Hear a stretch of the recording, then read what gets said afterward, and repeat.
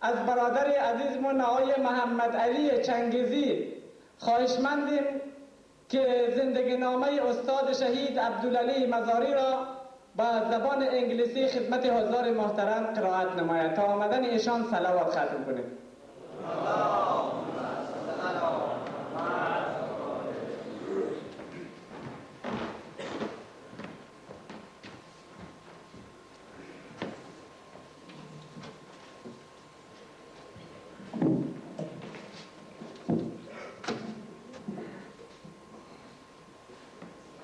In the name of God, who is the King of the Kings and the Lord of the Lords.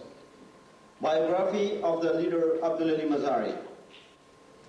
The life of the martyred leader Abdul Mazari is a clear reflection of the lives of his people in our country's history. The martyred leader was born into a poor peasant family in 1946 in Nanwai, a village in Jharkhand, Mazari Sharif, Bal province of Afghanistan. He began his primary schooling in theology at the local school in his village. He then went on to Mazari Sharif and on to the theology school in Qom and Najaf. Throughout this period, he faced poverty in his own life and was aware of it in the lives of his people. The political activities of the martyred leader in Iran led to his imprisonment and torture by the Shah's regime on several occasions. Simultaneously with the occupation of our country by the Red Army, the martyred leader returned to his birthplace and took leadership of his people's armed jihad. The legendary struggles of the martyred leader in Jharkhand, Sholgar, Chantal, and other northern regions are the pride of our nation's justified resistance.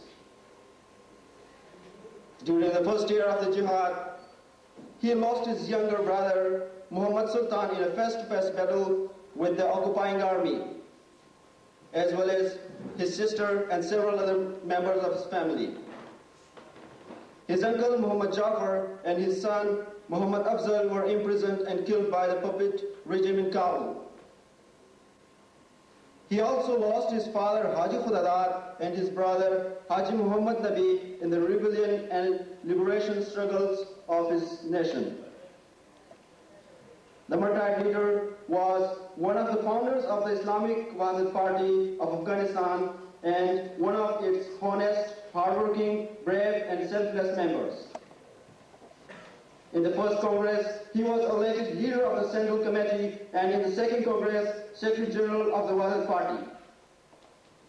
Ustad Mazari's initiative led to the creation of the Northern Movement, in which the country's most significant military forces joined ranks with the Mujahideen, leading to a coup d'etat and the eventual downfall of the regime in Kabul. The leadership of the resistance and the holy struggles by our freedom-loving people in the city of blood and rebellion, Kabul, marked an immortal, legendary war of resistance in our history. During this period, the martyred leader fought step by step alongside his proud nation for the protection of our national honor and dignity, with steadfastness, certainty, and honesty, to crush the twin monsters of monopoly and fascism.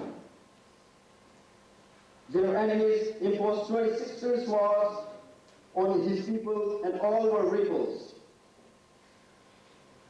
While the majority of our leaders escaped to safety with their own lives, the martyred leader vowed to his people, "I have no interest at hurt other than your interest. I have never asked God to separate me from you just to save my own life and leave you alone on the battlefield. I have always wished for my blood to be shed and to be killed in your midst. Away from you, my life has no value."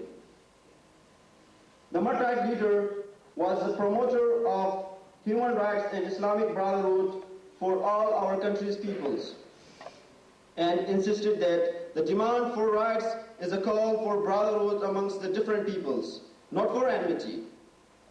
He would proclaim an advantage he would proclaim in certainty, "We have never had anything in Afghanistan and do not want any advantages now. We simply want to crush the monsters of monopoly." In the pursuit of national unity, and Murtad leader initiated the valuable Supreme Coordination Council, where for the first time the practice of brotherhood and equality amongst all our country's people was successfully put to the test.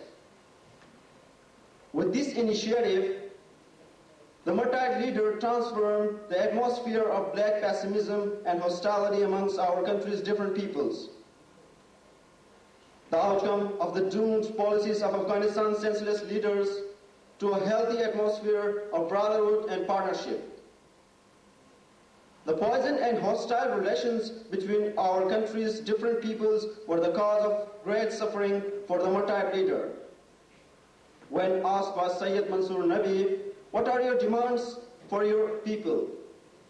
he replied, "Our only wish for our people is that being Hazara should no longer be a crime." The bloody tragedy at Afshar marked the darkest moment in the leader's life, the memory of which always brought tears to his eyes, whereupon he sighed, "I wish I had not been alive to see the Afshar tragedy." In this speech, 28 April 1994, on the day of the execution of the traitors responsible for the events of Afshar, he said, "The Afshar tragedy has completely overturned my beliefs.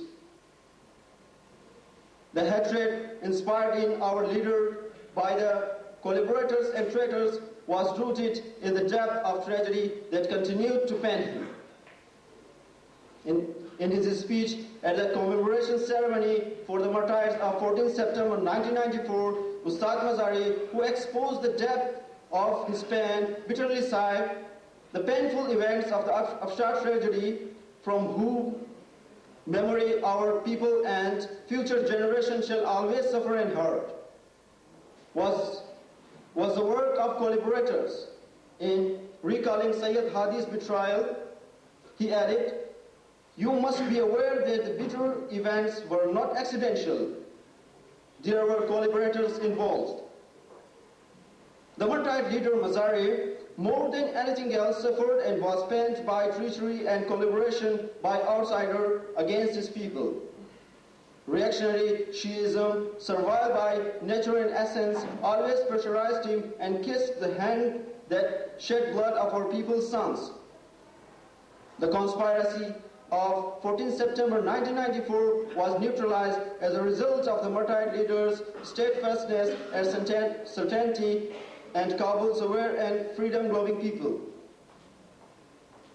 Following this conspiracy, reactionary Shiism was rejected by the people and revealed its true anti-populist nature and its flight into the arms of enemy.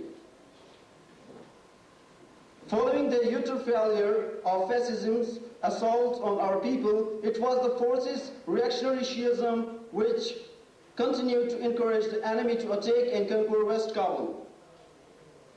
Following the withdrawal of Hizb Islami forces from Kabul, reactionary Shiism began its program to propaganda against the people of West Kabul. Following fascism's barbaric reprisals, at the end of February, the Murtad leader and the heroic people of West undertook a legendary and brave defensive which lasted until Saturday, 11 March 1995, and immortalized the legend of resistance with their last three-day assault. However, when the Taliban, those false barriers of peace, suggested mediating to end the fighting, the Islamic Wahdat Party leadership welcomed the Taliban with honesty and trusting belief in the Taliban's aims and placed them in some of its frontline positions. Unfortunately, in view of outside provocation and the Taliban's lack of familiarity with the social strands on our people and country, in particular the people of West Kabul, they forcibly disarmed the Islamic Wahdat Party's brave fighters and evacuated them from their positions, ignoring the concerns of Islamic Wahdat Party's leaders over the Taliban's inability to defend these positions in West Kabul. Even so, our Murtad leader in view of his own sincere desire to end the Taliban's insist, had handed over the party's positions to them. Following the fascists' first assault, the Taliban abandoned their positions and brought the people of West Kabul to their defeat at the hands of bloodthirsty adversary without defense. In spite of this, at 2:30 p.m. on the afternoon of Saturday 11 March 1995, Martyr Mazari sent his last letter to Mullah Burjan via the Honorable Abdul Hussain Maqsoodi, member of the Islamic Wadat Party Central Committee. We told you before that you would not be able to defend our frontline positions. We are still ready to defend our people if you release our heavy arms and arsenal into hands. Our invite has come to you. Clarify your positions so that we can take control of all of West Kabul. After sending this message, our martyr leader dispatched a letter to the brave people of West Kabul, appealing to them to fight to the last bit to repulse the enemies of their honor and good name and to prevent a repetition of Afshar tragedy. The leader's letter was sent at a very sensitive time, was read only in a few mosques in West Kabul. Mullah Burjan, the Taliban's commander, requested a personal meeting with Mazari. The leader set off at 3:30 p.m. in the company of a group of the Islamic Wadat Party Central Committee members in a convoy of 2 cars towards the arranged meeting place, whereupon Mullah Burjan abducted them in the most shameful and un-Islamic way in the vicinity of Pule Golbagh and transferred them to Charasya. The dishonorable and un-Islamic treatment of Ustad Mazari by the Taliban has been witnessed and reported by foreign journalists. This treatment exposed the continued existence of the depth of hatred or blind prejudice in the face of the ideals of truth, freedom, and justice. The Taliban's next move was to transfer Ustad Mazari and his martyred companions to Kandahar, and their execution on the way there was the conclusion of the Taliban's treacherous and anti-nationalist conspiracy and the exposure of their blind prejudice and hatred. Ustad Mazari, our people's brave child and the immortal personification of legendary honor and self-sacrifice, was executed by the Taliban on Sunday, March 11, 1995, and began his holy ascent at the holy place reserved for him. Our nation's painful history was once again added. The loss of the martyred leader, Shaheed Ustad Abdul Mazari, signals a repetition of the unrelenting tragedy suffered by Hazara people and each and every oppressed soul in our country. Mazari, who was a brave leader, has now turned into our national immortal hero, whose red blood boils in the veins of every conscientious human being. Today, Mazari is no longer an individual, but the personification of a nation. Today, our society's every justice-seeking Hazara and citizen is another Mazari. The Taliban, whose deceitful and murderous face was tainted for the first time with the blood of our people's leader, shall pay a heavy price for their shameful and inexpeditious actions and for the death of justice and liberation at the black hearts of the Taliban and their supporters.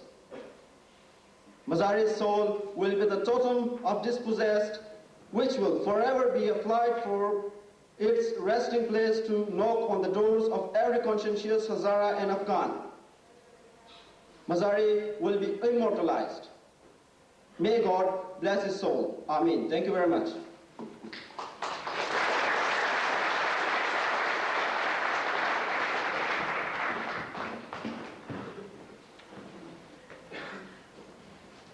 دریای از حماسه و جایت نشستمان، دریای از حماسه و جایت نشستمان، زنجیرهای داغ غمت ناگسسته ماند.